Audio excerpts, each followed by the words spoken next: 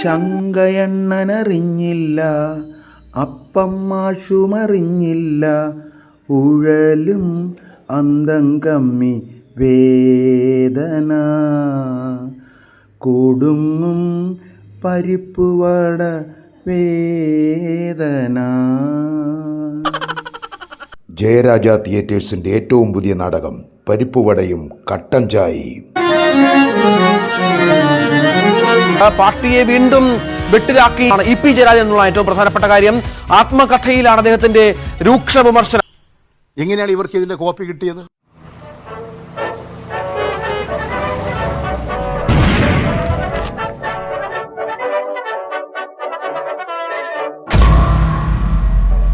സ്ഥാനമാനങ്ങൾക്കായി വരുന്നവർ വയ്യാവേലിയാണ്. പി സരിനെതിരെ രൂക്ഷ വിമർശനമാണ് ഇ പി പറയുന്നത്.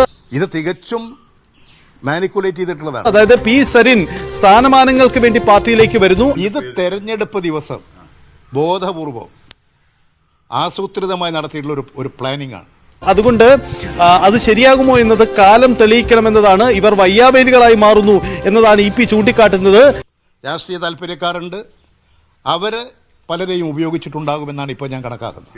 ഏറ്റവും പുതിയതായ ഒരു കാര്യം കൂടി, ഇതിൽ ഇ പി ജയരാജൻ ഇങ്ങനെ ഒരു പുസ്തകമേ ഇല്ല എന്ന നിലപാടെടുക്കുകയാണ്.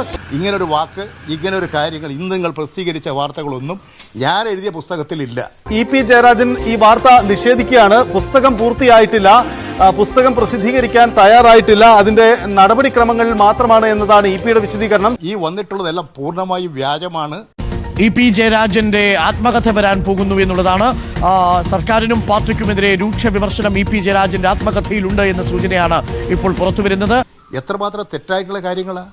രണ്ടാം പിണറായി സർക്കാർ ദുർബലമാണെന്ന് ആത്മകഥയിൽ വിമർശനമുണ്ട്.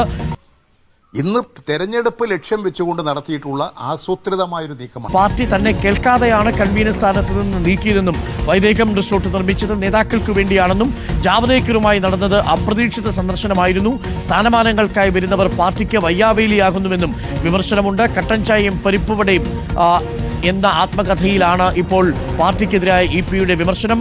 വൈദേകം നേതാക്കൾക്കായി ആണ് ആരംഭിച്ചത് എന്ന ഒരു വെളിപ്പെടുത്തൽ കൂടിയുണ്ട് എന്നതാണ് ഇതിലേറെ ശ്രദ്ധേയമായ. എന്നെയും പാർട്ടിയെയും നശിപ്പിക്കാനുള്ള നടപടിയല്ലേ സ്വീകരിച്ചത്? ഇ പി പറഞ്ഞു വച്ചിരിക്കുന്ന കാര്യങ്ങൾ നോക്കിയാൽ അധികാരവും സമ്പത്തും ഒരു കുടുംബത്തിലേക്ക് കേന്ദ്രീകരിക്കുന്നതാണ് ഇപ്പോൾ CPM നേരിടുന്ന ഏറ്റവും വലിയ പ്രതിസന്ധി. പിണറായിയുടെ കുടുംബാധിപത്യമാണ് ഇപ്പോൾ CPM-ൽ നടന്നുകൊണ്ടിരിക്കുന്നത്. അധികാര കൈമാറ്റം മരുമകനിലേക്ക് എത്തിക്കാനുള്ള ശ്രമമാണ് CPM നടത്തിക്കൊണ്ടിരിക്കുന്നത്, മുഖ്യമന്ത്രി നടത്തിക്കൊണ്ടിരിക്കുന്നത്.